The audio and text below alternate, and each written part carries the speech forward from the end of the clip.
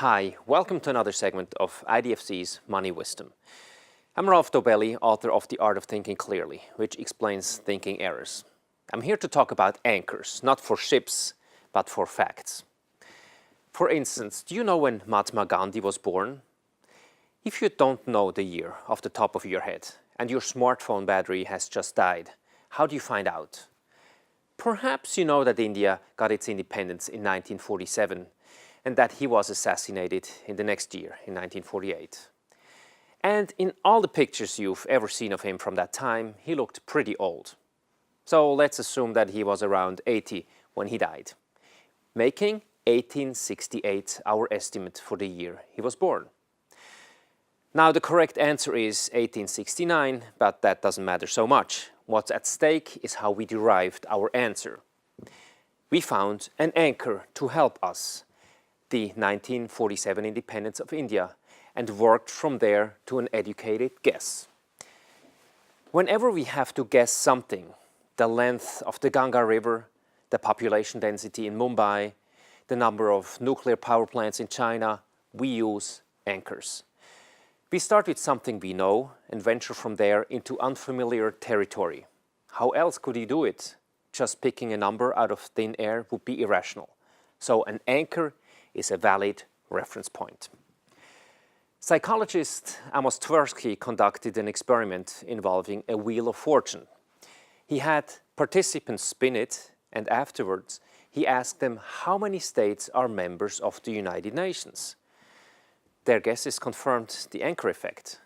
The highest estimates came from people who had spun high numbers on the wheel. Here, an irrelevant anchor had influenced their thinking. How do anchors influence our investment decisions? Well, many investors anchor their choices on irrelevant figures and statistics. For example, the highest price ever paid for a security would be a misleading anchor. Misleading because it makes the current price look cheap, even though the security could still be overvalued.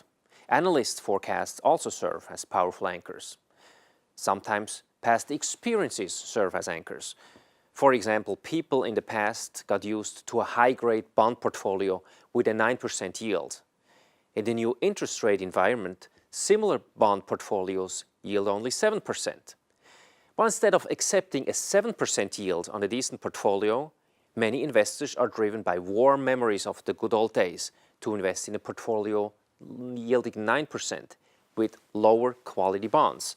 Thus, anchoring makes them assume a higher risk. What can you do to keep irrelevant anchors from sinking your investment ship?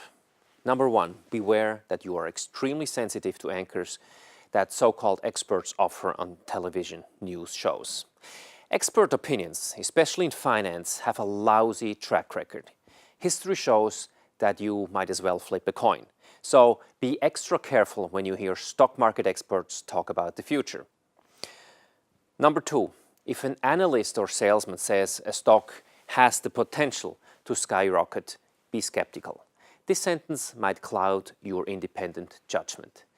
If this analyst or salesman really had such foresight, he wouldn't be working as an analyst or a broker anymore. To wrap up, anchors are a great tool for making estimates of the future. The problem is, you must be aware of irrelevant anchors that might influence you. There is no substitute for critical thinking to keep your investments firmly anchored. Thank you. Mutual fund investments are subject to market risks. Read all scheme-related documents carefully. To watch more videos about making wiser money decisions, click one of these links here.